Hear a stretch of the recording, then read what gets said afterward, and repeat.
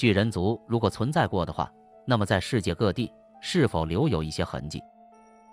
复活节岛的巨大石像，大小不等，高6至23米，重约30至90吨。光看头和上半身就已十分巨大，其实石像还有下半身。岛上居民对于这些石雕丝毫没有历史记忆，也不知道石像刻的是谁。这些石像的样子也一点都不像当地的土著人。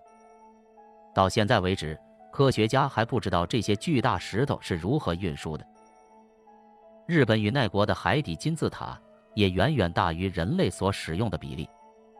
金字塔于12000到14000年前建造，整体造型呈阶梯型建筑。究竟要多高的人才能走上这些台阶？在西伯利亚南部有一座高40米、长200米的巨石建筑，每块石块高5至7米，平均重量1000吨，其中有些石块重达3000至4000吨。而目前世界上最大的载重卡车，极限载重只能达到500吨左右。巴勒贝克神庙中的朱庇特神殿，它的底座是由巨大的石块堆砌而成。虽然主流声称那是罗马人建造的，但罗马人当时并不具备那样的技术。据考古学家推测，只有它的上方是罗马人重建的，而下方的地基可以推测到10000至20000年不等。最著名的3个地基石块约5米高，重约800吨，下方的6个石块每个都在300吨以上。同样的巨石建筑还存在世界的诸多地方，如日本奈良县的15台古坟、英国巨石阵、土耳其卡布莱卡石墓等等建筑。不只是建筑，英国威尔士地区的奥姆大矿场是一座4000多年前的古矿场遗址，那里出土了一些大型的工具和一把重达60斤的锤子。据估测，这把锤子的使用者身高需要达到2.6至4.5米。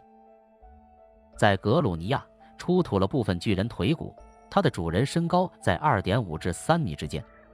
这些骨头交给当时的科学家维库做分析，就在分析结果即将出来之前，这位科学家不幸去世，而这些骨头据传在当地的博物馆里丢失。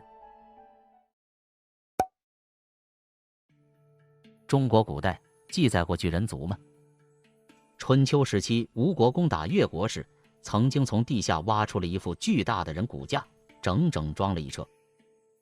吴国的人谁都不知道这副骨架的由来，于是专门派了一个使臣跑去问孔子。孔子仔细查看巨骨后回答说，大禹治水时，号令天下各部落首领到会稽开会。防风氏的首领特别高大，但是他却迟到了。大禹大怒，下令把防风氏首领处死。这具遗骨就是防风氏首领的。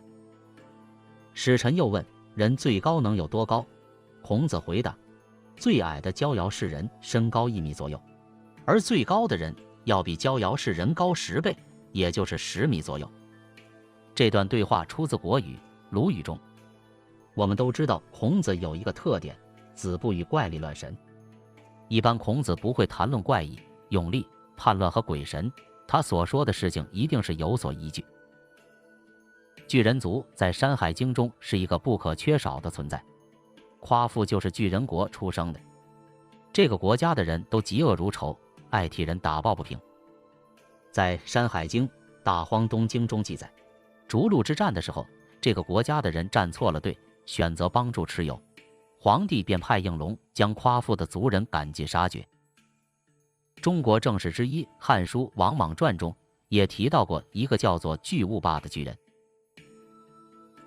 地球45亿年历史，人类出现和存在的时间才堪堪达到地球时间的1/1000，渺小到几乎可以忽略不计。